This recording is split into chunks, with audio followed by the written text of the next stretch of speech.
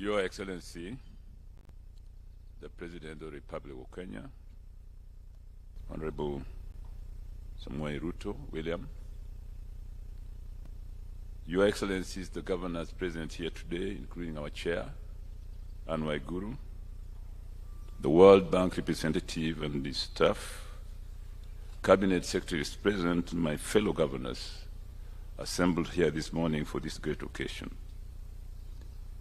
Distinguished ladies and gentlemen, today, Your Excellency marks a pivotal moment in our journey towards building vibrant, sustainable, and inclusive cities. As we gather here for the launch of the second Kenya Urban Support Program, we embark on a mission that holds the promise of transforming not just the physical landscape of our cities and urban areas, but also the lives of millions of people who call these cities their home. For example, Your Excellency, the majority of our people walk to work or to play in our cities. They need safe walking ways that we call non-motorized transport, or NMT. Urbanization, Your Excellency, one of the defining trends of our time. Cities are not just centers of economic activity. They are crucibles of innovation, hubs of culture, and engines of progress. Yet, with rapid urban growth comes a host of challenges, from congestion and pollution to inadequate infrastructure and social inequality. The task before us is clear, Your Excellency. We must embrace the opportunities presented by urbanization while addressing its associated complexities. The program we're launching today is built on the principles of sustainability, resilience, and equity. The development objective is to strengthen the capacities of urban institutions to do the following, Your Excellency. 1, improve the delivery and resilience of urban infrastructure and services. 2, enhance the private sector engagement in urban planning. And 3, support the transition of refugee camps into integrated host community refugee settlements, especially, Your Excellency, in areas which are prone to natural disasters. Your Excellency, ladies and gentlemen, sustainable urban development is more than just bricks and mortar. It is about fostering communities where every individual has the opportunity to thrive regardless of their background or circumstance. Central to this approach is the concept of inclusive urbanism. We recognize that the true measure of a city's success lies not in the skyscrapers or GDP, but in the well-being of its residents.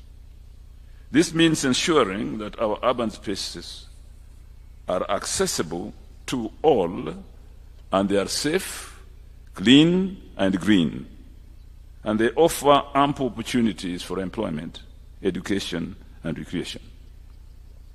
Your Excellencies, fellow governors, ladies and gentlemen, achieving this vision requires more than just government action. It demands collaboration and partnership across sectors and stakeholders, from the public and private sectors to civil society and local communities. It requires us to harness the power of technology and innovation to create smarter, more efficient cities. And it calls for bold leadership and long-term commitment to see our plans through to fruition. As we embark, Your Excellency, on this journey through the launch of the second Kenya Urban Support Program, let us remember that the true test of our success will not be measured in ribbon-cutting ceremonies or press releases, but in the tangible improvements we bring to people's lives.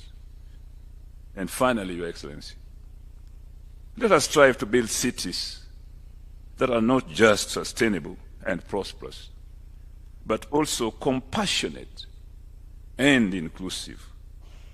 And let us leave a legacy that future generations will look back on with gratitude and pride. Your Excellency, the future is urban. I thank you.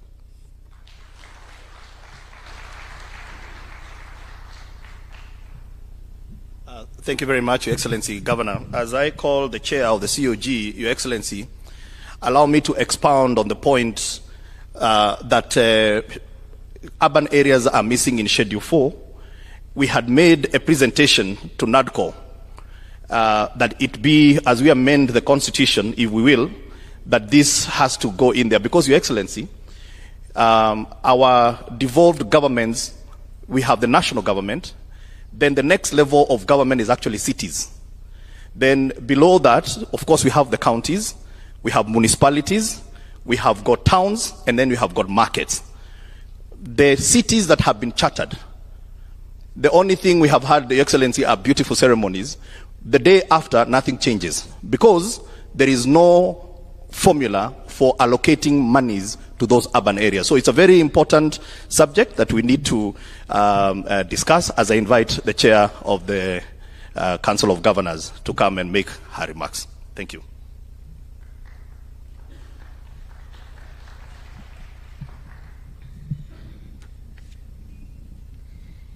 Your Excellency, Dr.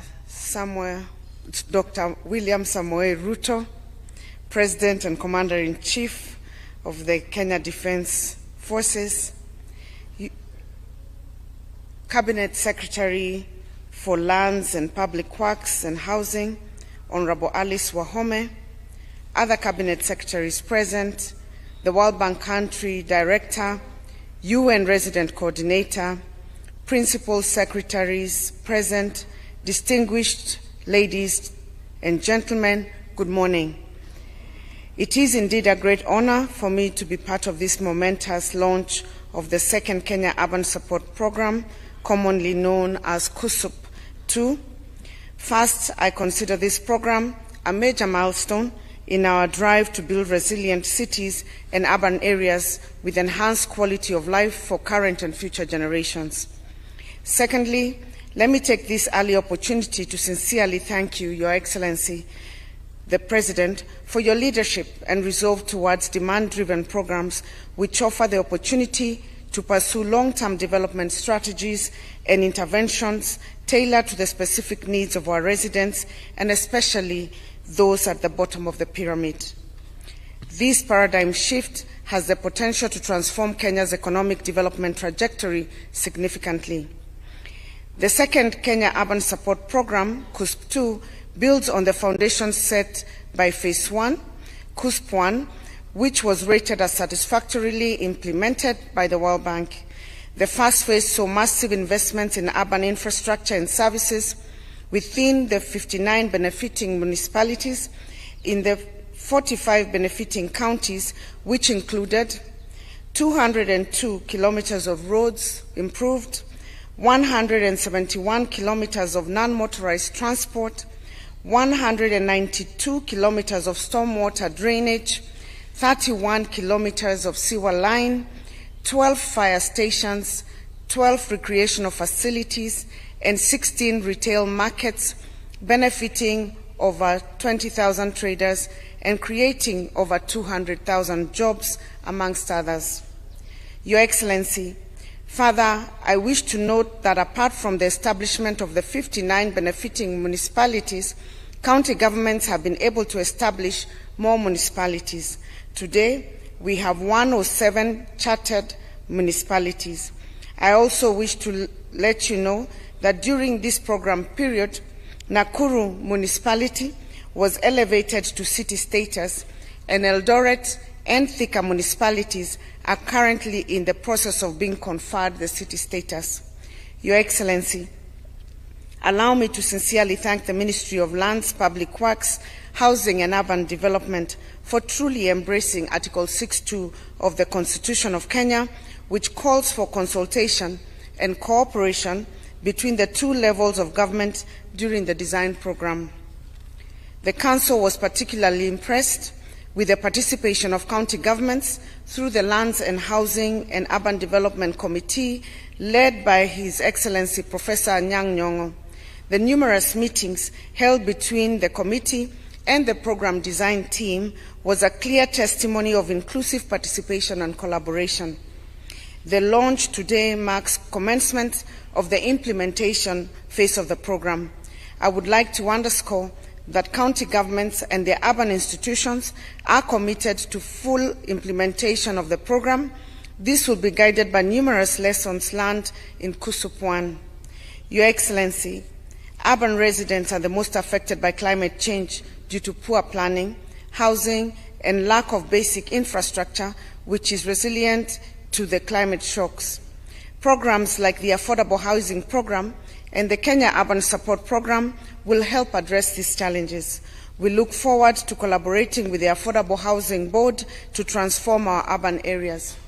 Your Excellency, ladies and gentlemen, as I conclude, I wish to note that rapid urbanization remains a global challenge, particularly in emerging countries like Kenya.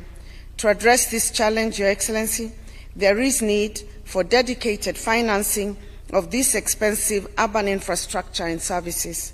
I therefore appeal for a dedicated urban financing model or fund from the Exchequer, complemented by development partners, the private sector, and indeed county governments. On behalf of the Council of Governors, I once again thank you, Your Excellency, and thank you, all of you. Thank you.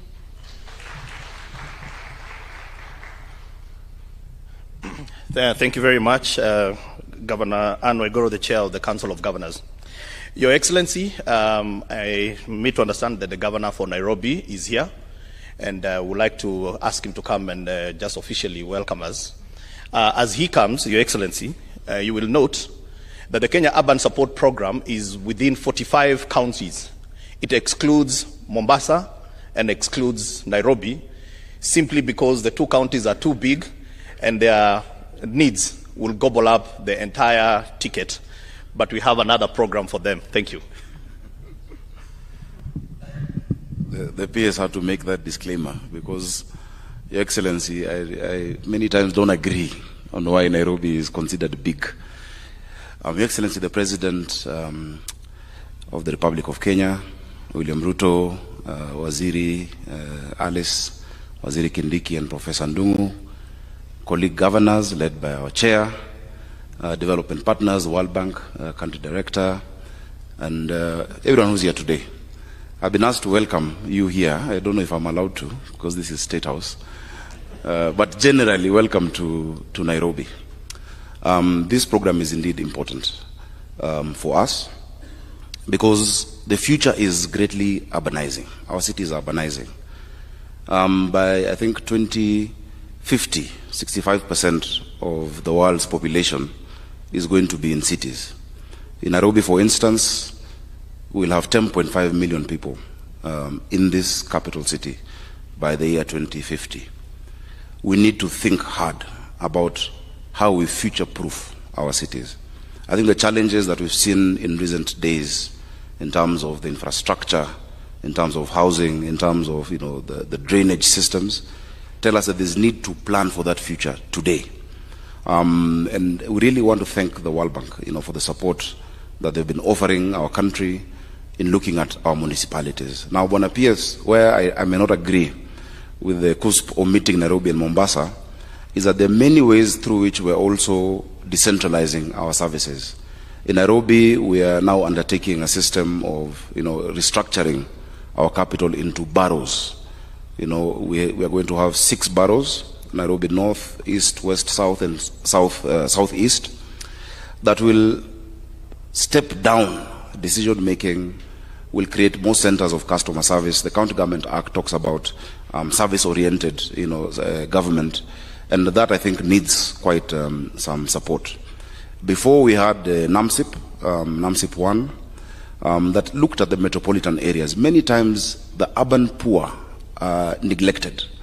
If you look at interventions that have been there, for instance, the resilience and just securing livelihoods for our people in the lower areas, food support, hunger, attention is given to the arid areas, attention is given to the rural areas, but urban poverty many times, and Senator Governor Kihika and Governor Nyong'o, you know what I'm talking about, that those in informal settlements many times suffer much, much more.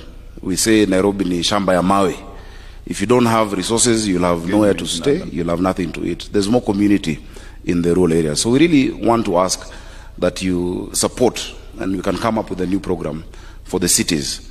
If you look at some of the things that Mombasa has to grapple with, and Kisumu has to grapple with, and Nairobi, for instance, street lighting. You know, street lighting, the bill is on the county, but if we switch off the lights, it's a national security problem. Should that be a bill that is left to the formula of devolution, or should there be specific support to these cities for functions such as those? The Urban Areas and Cities Act envisions or envisages special financing for the capital and special financing for such interventions. My colleague governors, I want to encourage you as you move to municipalities and as you create these new urban areas to also know that it comes with certain challenges. Number one, you will lose a lot of what you call political homogeneity when you create municipalities and cities. The people who come there might not be of the same political strand, and that is why you have to do a lot of balancing, as we have to do in the city. Number two, as you create those centers, and I'll give an example.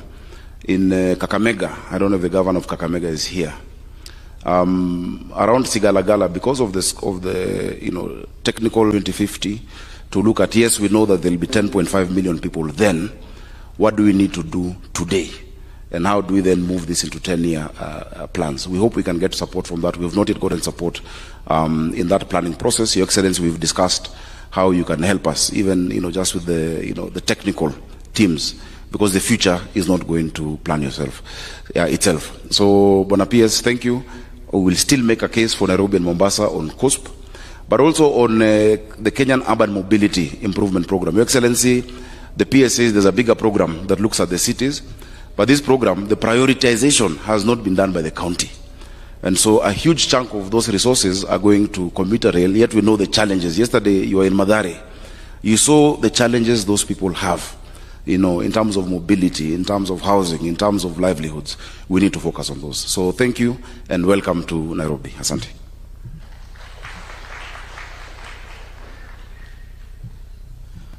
Your Excellency, allow me now to invite the Country Director for the World Bank, Keith Hansen, to come and make his remarks.